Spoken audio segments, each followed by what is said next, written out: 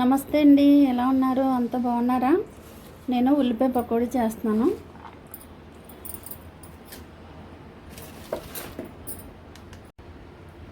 Salt వేస్తున్నాను ఇందులో.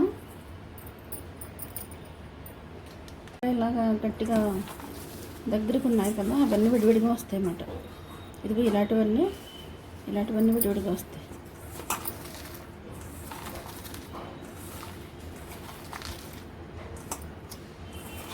వాతావరణం కూల్గా ఉంది కదా, అందుకే పకోడీ చేస్తున్నాను.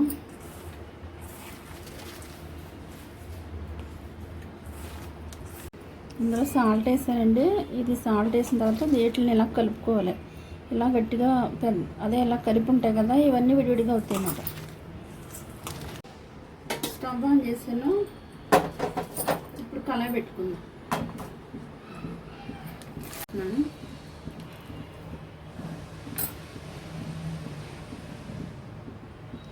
ఆయిల్ హీట్ అయ్యేలోపు మనం పిండి కలుపుకుందామండి. శనగపిండి తీసుకుంటున్నాను.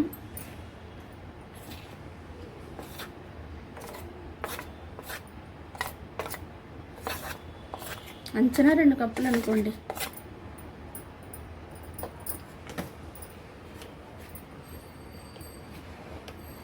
ఒక టేబుల్ స్పూను, 2 టేబుల్ స్పూన్లు తీసుకుంటున్నాను బియ్యం పిండి.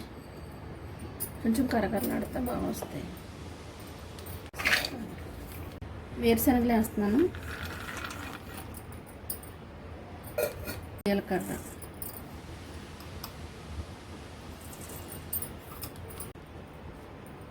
పచ్చిమిరపకాయలు, పచ్చిమిర్చి,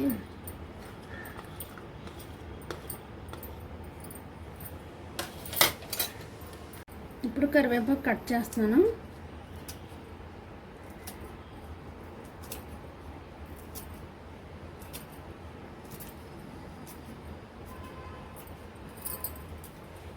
కొత్తిమీర,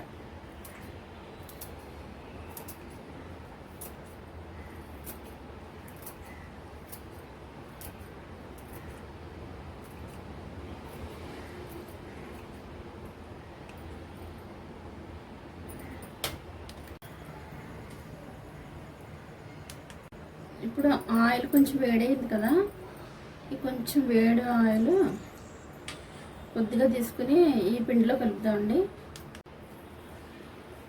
బాగా క్రిస్పీగా వస్తాయి. ఇలా వస్తాయి. కలుపుకుందాం. దీన్ని కలుపుకుందాం ఇలాగా.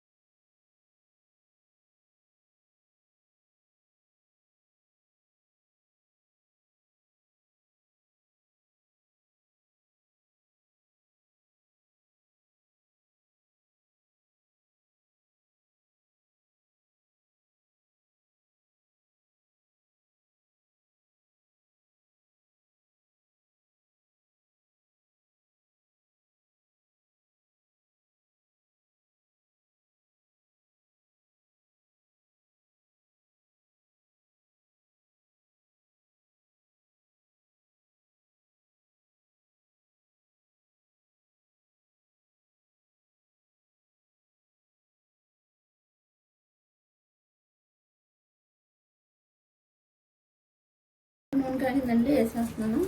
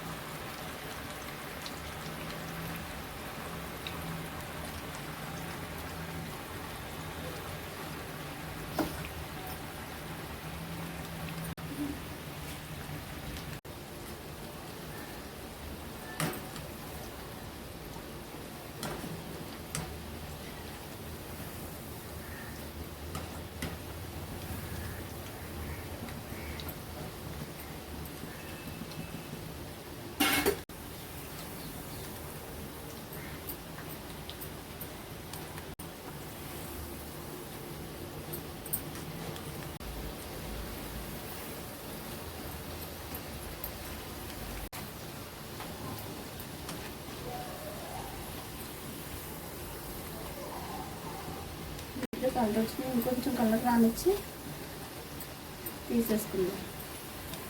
తీసేస్తున్నానండి ఇవి ఇంకా.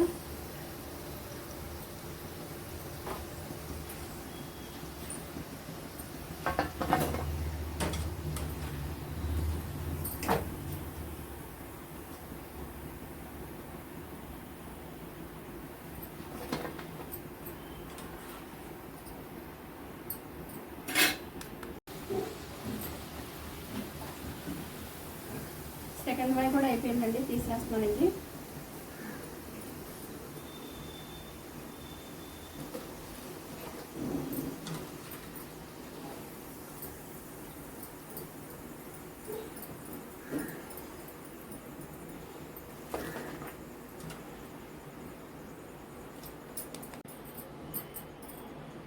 తీస్తానండి. ఇదిగోండి పకోడీ రెడీ.